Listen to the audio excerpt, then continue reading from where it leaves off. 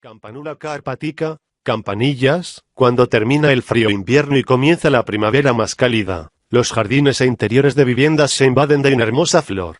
Esta flor es la campanula carpatica. Su nombre común es campanula o campanillas y tienen un color destellante azul que sirve como decoración. Estas flores son muy abundantes y una buena elección si queremos inundar de color nuestro jardín e interiores. Características generales. Esta planta pertenece al género de plantas Phanerogamas que cuenta con más de 1500 especies. Estas flores prefieren las regiones templadas del hemisferio norte para crecer. Son favorecidas por las temperaturas más cálidas de la primavera. El tamaño puede ir desde los 5 centímetros solamente en las zonas más frías hasta los 2 metros en zonas de altura. Para que su crecimiento sea óptimo se necesitan regiones más cálidas. En este caso, la campanula carpatica es una planta que alcanza un tamaño de 10-25 centímetros. Se cultiva de forma bianual, aunque en zonas donde el clima es más cálido y con menos precipitaciones es considerada una planta perenne. Sus tallos son de color verde y las hojas de distintas formas. En las más comunes nos encontramos formas alargadas, en forma de corazón, dentadas, lanceoladas, redondas, de color verde oscuro, verde glauco, verde claro o verde grisáceo. Su porte es rastrero y sus flores tiene forma de campana, de ahí su nombre común.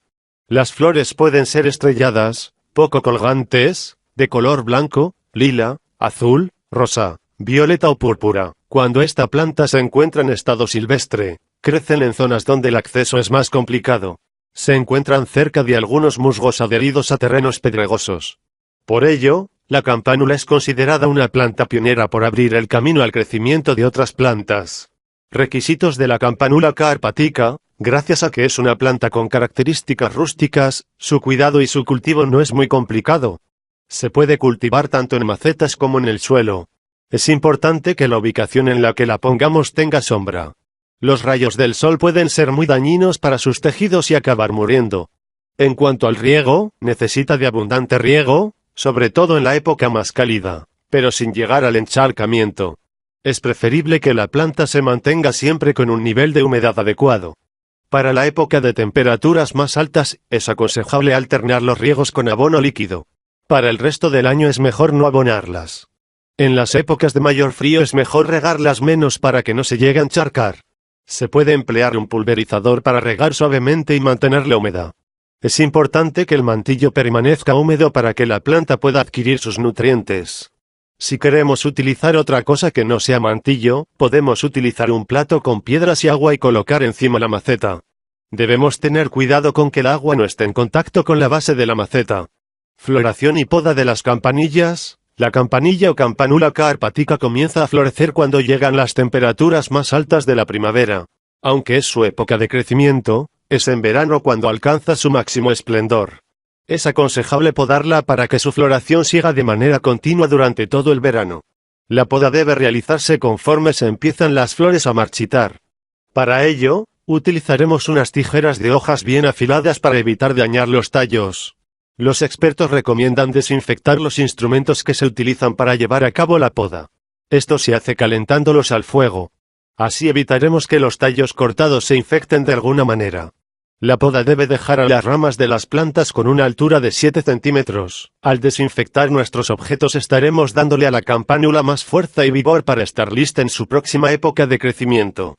Por lo general, la campanula carpatica no es una planta que esté expuesta a plagas o enfermedades. Cuando las hojas de la planta se ponen de color amarillo y se marchitan se debe a la falta de riego. En este caso, retiraremos las partes mustias y mejoraremos el riego y la humedad de la maceta. Si por el contrario no florece y tienen un aspecto más apagado, se deberá a un exceso de riego. Recordamos que esta planta es muy sensible a la humedad y el encharcado. Si la planta se encuentra marchitada por el exceso de riego, antes de darla por perdida podemos tratarla. Se sugiere sacar la planta de la maceta, cortar las raíces mustias y desinfectarla con la tijera afilada y caliente. Multiplicación y reproducción. Para multiplicar nuestra campanula podemos hacerlo de varias formas. La primera es a través de semillas.